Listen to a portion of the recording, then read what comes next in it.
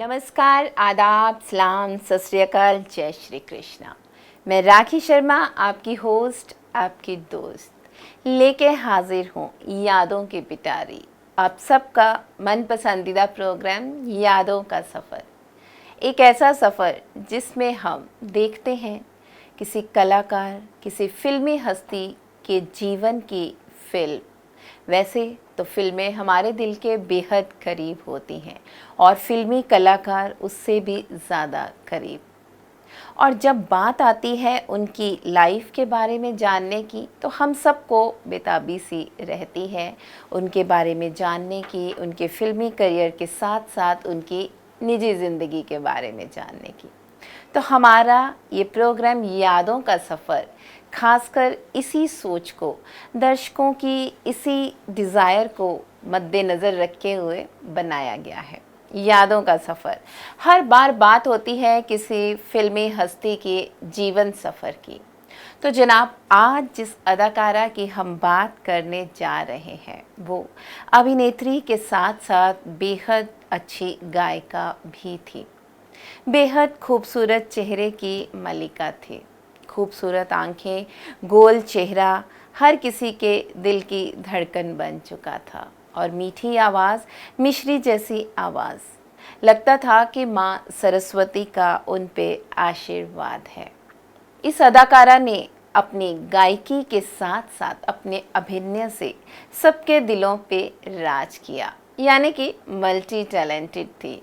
और जब बात आती थी अभिनय की, एक्टिंग स्किल्स की, तो उसमें भी अपने इमोशंस हर करैक्टर में कुछ इस कदर डालती थी कि दर्शक मंत्रमुग्ध हो जाते थे।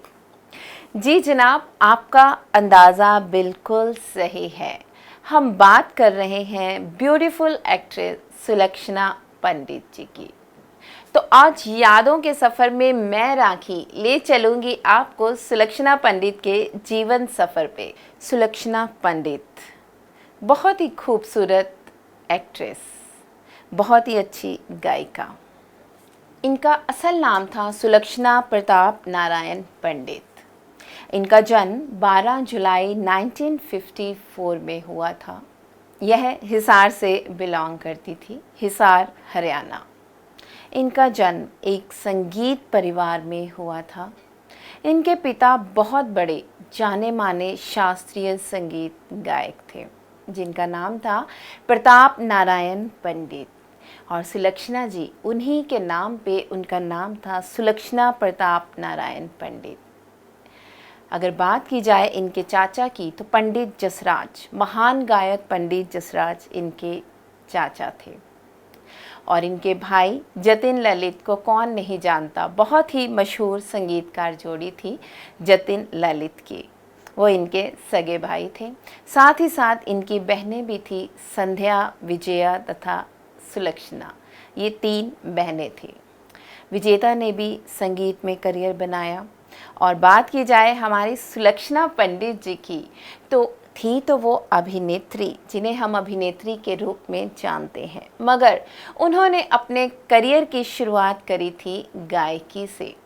एक संगीत परिवार से होने के कारण उन पर सरस्वती माता का भरपूर आशीर्वाद था।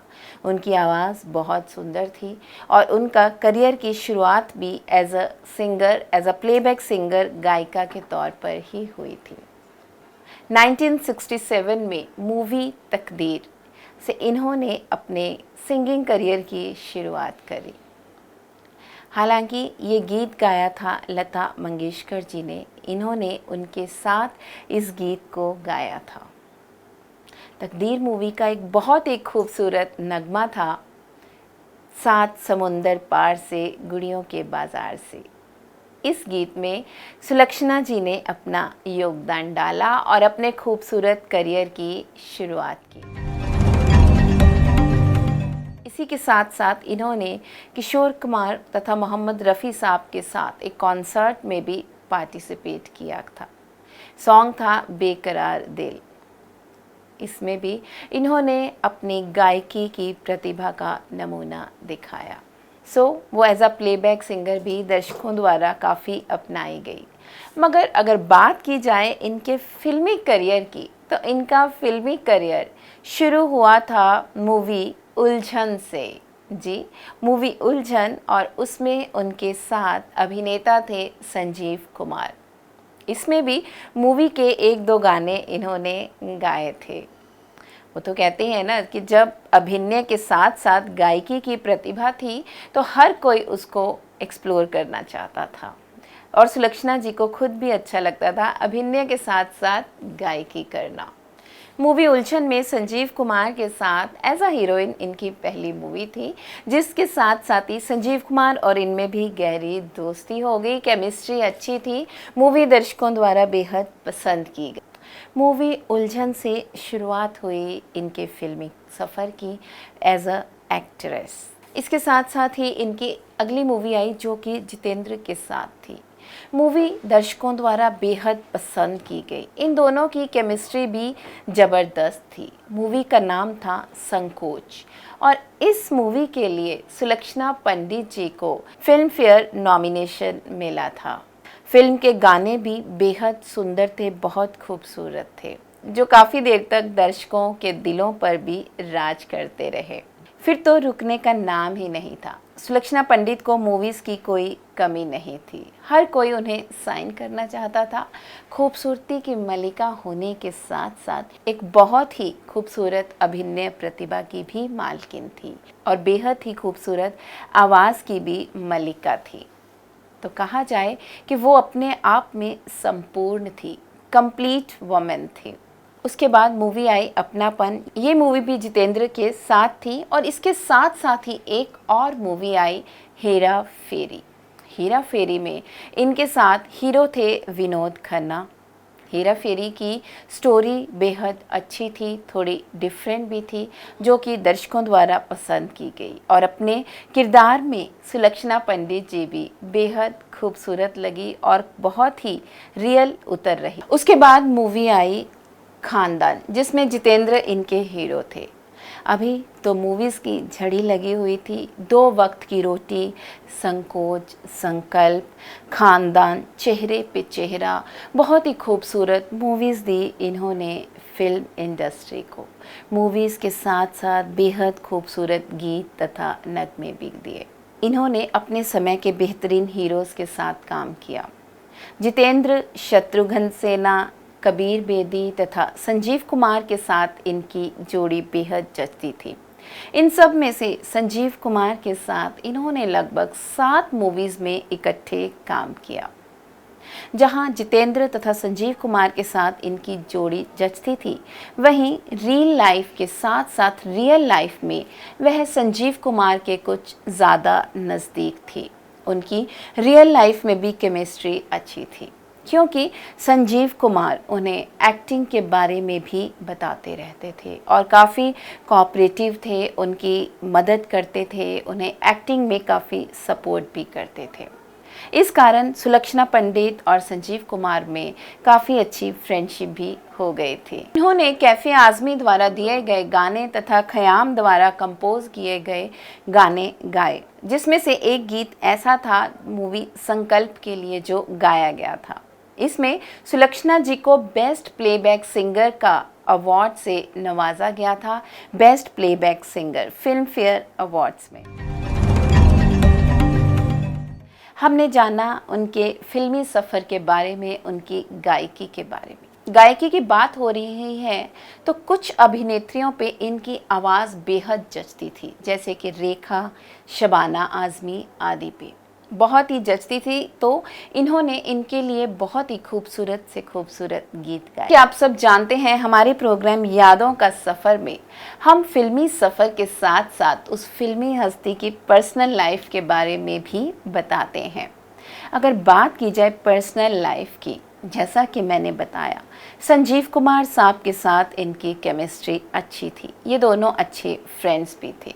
संजीव कुमार उन्हें हर स्टेप पे सपोर्ट करते रहते थे, फिर चाहे वो एक्टिंग हो या हो कोई पर्सनल प्रॉब्लम। उनकी केमिस्ट्री बेहद अच्छी थी और सुलक्षणा पंडित जी को पता ही ना चला कि कब वो रियल लाइफ के साथ साथ रियल लाइफ में भी उन्हें दिल दे बैठी। मगर संजीव कुमार साहब पसंद करते थे हेमा मालिनी जी को और उनसे शादी करना चाहते थे।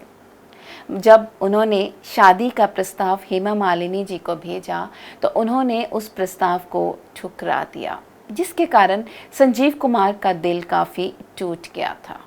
वो सुलक्षणा पंडित के बेहद करीब थे और उनसे हर बात शेयर करते रहते थे, मगर उनका दिल टूटने के बाद उन्होंने ज़्यादा शराब पीनी शुरू कर दी, जिसके कारण उन्हें हेल्थ प्रॉब्लम्स भी होने लगी, हार्ट प्रॉब्लम्स भी होने लगी।